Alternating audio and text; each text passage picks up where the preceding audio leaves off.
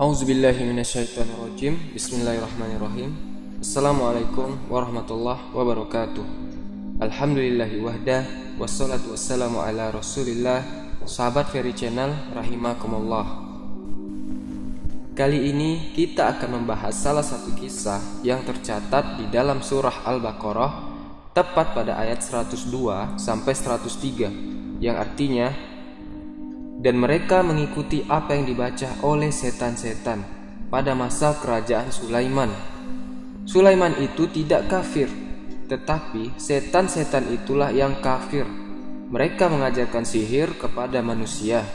Dan apa yang diturunkan kepada dua malaikat di negeri Babilonia, yakni Harut dan juga Marut, padahal keduanya tidak mengajarkan sesuatu sebelum mengatakan, sesungguhnya kami hanyalah cobaan bagimu. Sebab itu, janganlah engkau kafir kepada Allah Subhanahu wa Ta'ala. Teman-teman, bicara tentang Harut dan Marut, di sana ada kisah yang batil.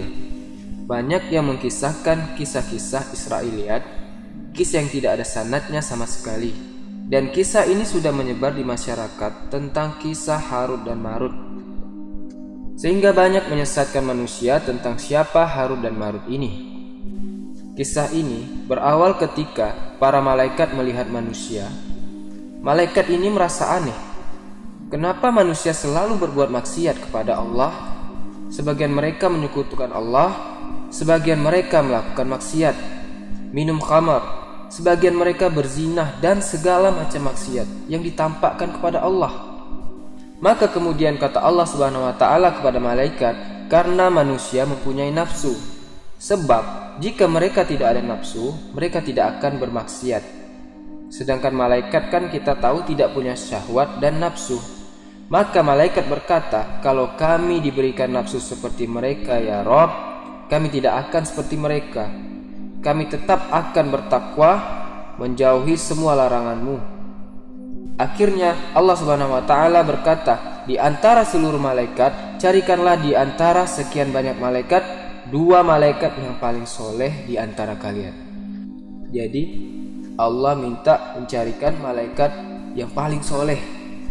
Akhirnya terpilihlah malaikat Harut dan Marut, mereka yang paling soleh. Setelah mereka terpilih, akhirnya Allah masukkan pada hati dua malaikat ini syahwat dan nafsu. Setelah itu Allah turunkan keduanya ke permukaan bumi. Dan setelah mereka sampai di bumi, kemudian Allah uji dengan wanita-wanita cantik. Pertama, datanglah wanita cantik yang menggodanya, dan subhanallah, ternyata apa yang diperkirakan malaikat, bahwa ketika mereka memiliki syahwat, mereka bilang tidak akan seperti manusia, ternyata tidak. Justru akhirnya mereka jatuh cinta kepada wanita itu karena syahwat. Akhirnya kemudian Harut dan Marut pun karena digoda wanita tersebut, hampir mereka melakukan perzinahan dengan wanita tadi. Sudah mau mereka berzina, lalu wanita tersebut bilang, kalau kau mau berzina denganku, maka berbuatlah syirik kepada Allah Subhanahu wa Ta'ala. Akhirnya ketika mendengar syarat itu terlalu berat bagi mereka, maka Harut dan Marut menolak. Tidak, kata mereka, tidak mungkin saya melakukan perbuatan dosa yang sangat besar, melakukan kesyirikan kepada Allah Azza wa Jalla.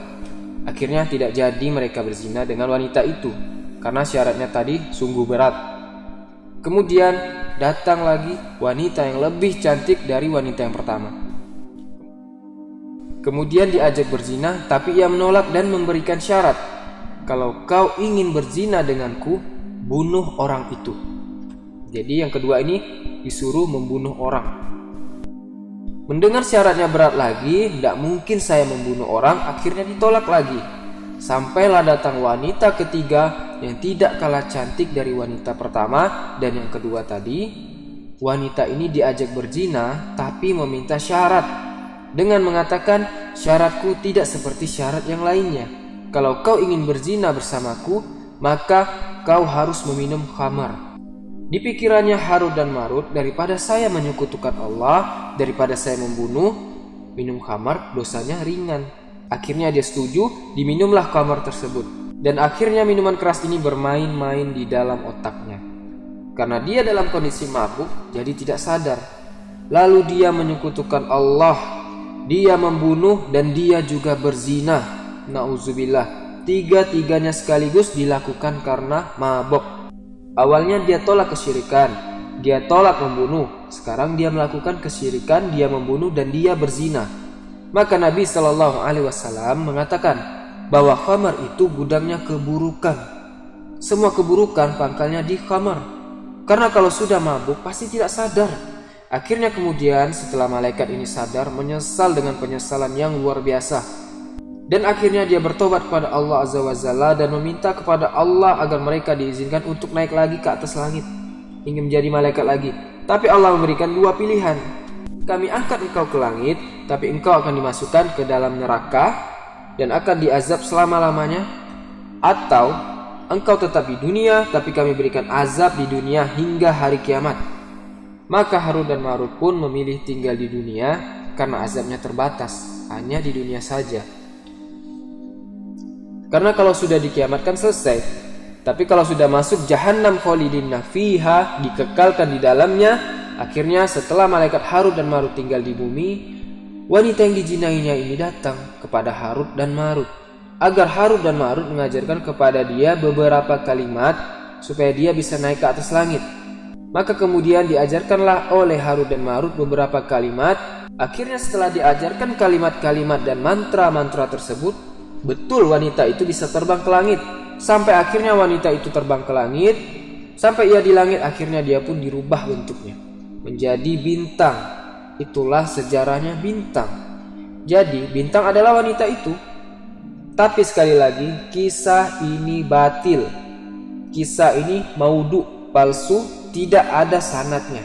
Jadi kalau teman-teman baca di Google atau nonton, jangan percaya kisah ini. Ini kisah yang tidak benar. Maka kita akan mulai kisah yang sebenarnya. Siapa Harut dan Marut ini dan bagaimana kisahnya? Baik, kisah Harut dan Marut ini dimulai dari setan datang kepada kaum Babil. Kaumnya Sulaiman alaihissalatu wassalam menjelma menjadi seorang manusia yang sangat soleh. Ketika itu di Babil ini ada seseorang yang bernama Harut dan Marut. Karena solehnya sehingga seolah-olah dia malaikat. Makanya Allah Subhanahu wa taala mengatakan, "Wa ma unzila 'alal malaikaini bi Babila Harut wa Marut." Dan apa yang diturunkan kepada dua malaikat di Babil, yakni Harut dan Marut, artinya Harut dan Marut itu bukan malaikat, tapi seolah-olah malaikat karena dia soleh. Ada juga ahli tafsir mengatakan dialah setan. Harut dan Marut ini setan, berpura-pura menjadi malaikat, sehingga dikatakan dua malaikat. Walaupun pendapat yang masyhur yang mendekati kepada kebenaran, wallahu alam, bahwa Harut dan Marut adalah minal basyar. Dia adalah manusia sama dengan kita. Karena kesolehannya orang anggap dia malaikat. Akhirnya kemudian setan ini mendatangi Harut dan Marut dan mengatakan kepada mereka, "Maukah kalian berdua aku tunjukkan kepada sebuah kerajaan sebagaimana engkau melihat Sulaiman menaklukkan semua yang ada di bumi ini, baik jinnya, binatangnya ataupun manusianya? Maka aku akan menunjukkan kepada apa yang dimiliki Sulaiman," kata setan.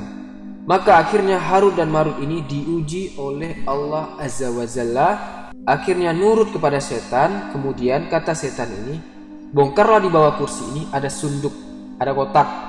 Di situ ada buku yang mempelajari tentang ilmu-ilmu yang dipelajari oleh Sulaiman."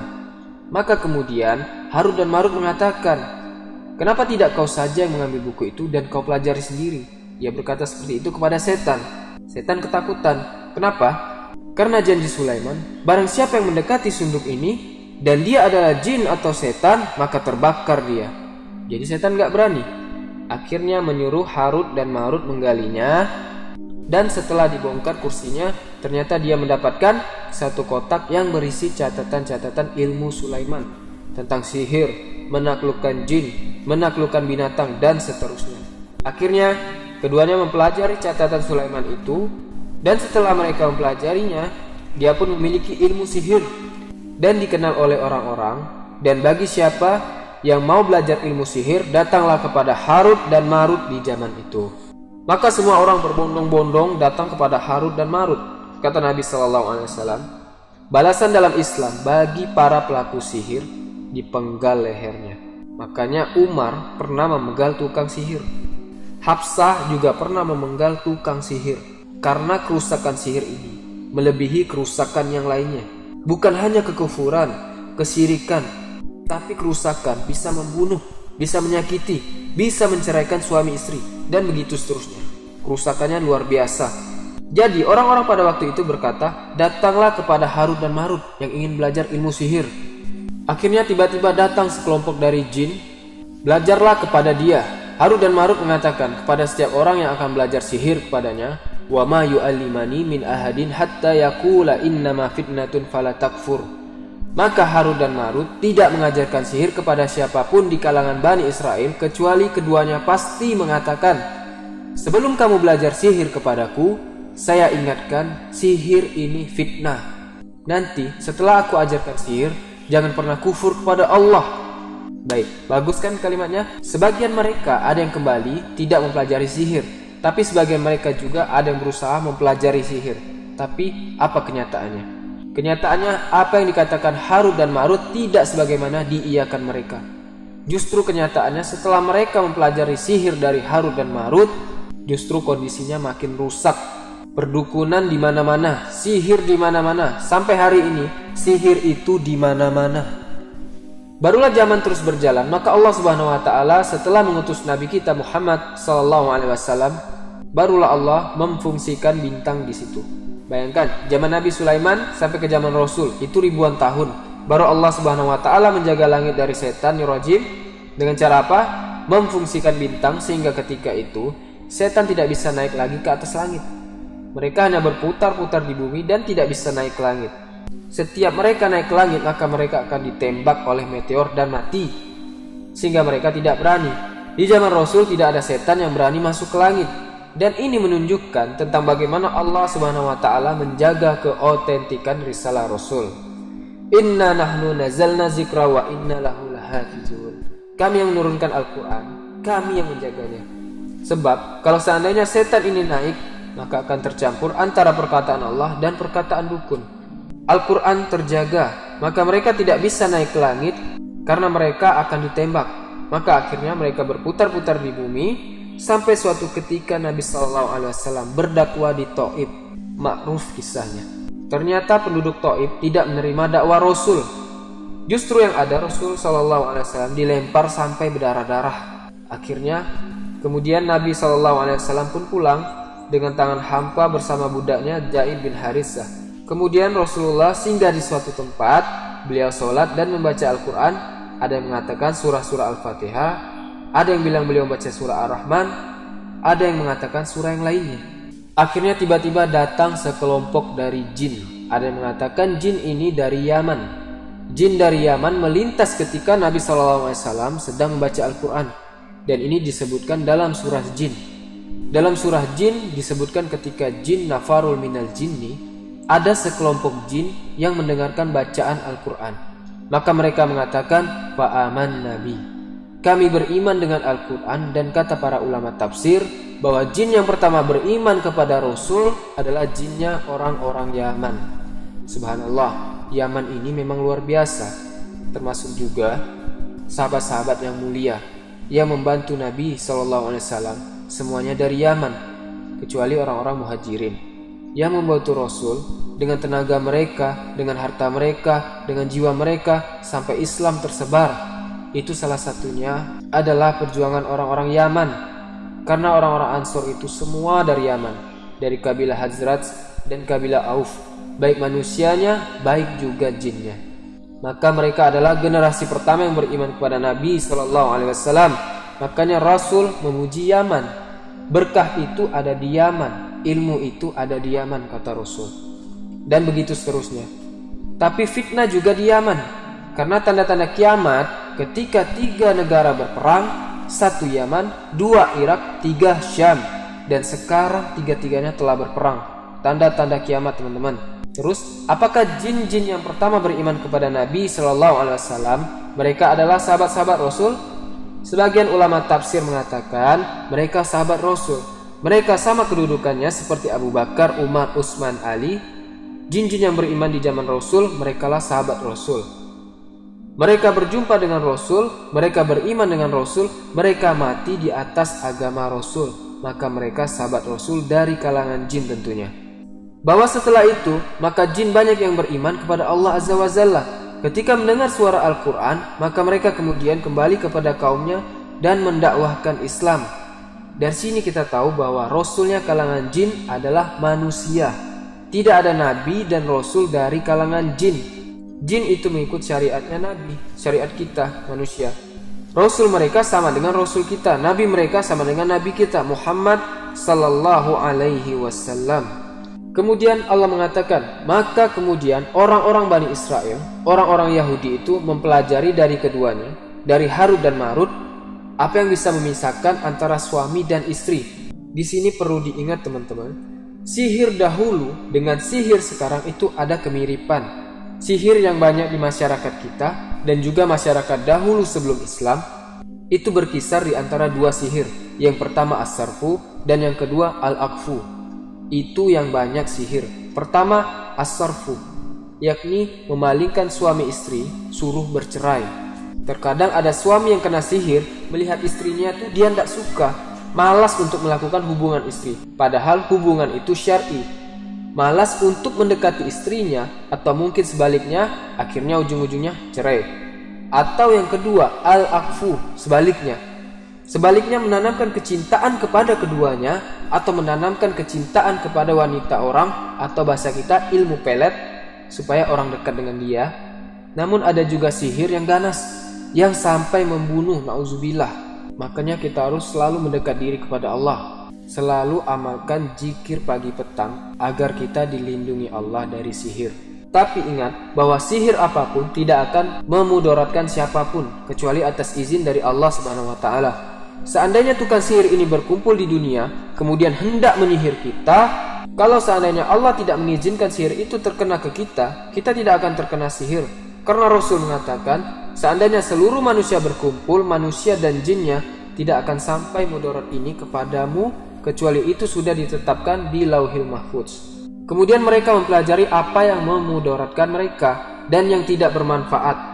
Sihir itu tidak bermanfaat sedikit pun, bahkan akan mengantarkan kepada kekufuran. Sihir itu tidak ada manfaatnya. Barang siapa menggunakan sihir itu niscaya tidak akan mendapatkan keuntungan di akhirat, dan sungguh sangatlah buruk perbuatan mereka yang menjual dirinya dengan sihir sekiranya mereka mengetahui. Dan jika mereka beriman dan bertakwa, pahala dari Allah pasti lebih baik sekiranya mereka mengetahui. Maka berakhirlah kisah Harut dan Marut ini. Semoga memberi kita manfaat dan pelajaran. Yang benar datangnya dari Allah, yang salah datangnya dari saya sendiri. Subhanakallahumma wa bihamdika asyhadu an la ilaha illa anta astaghfiruka wa atubu ilaik. Assalamualaikum warahmatullahi wabarakatuh.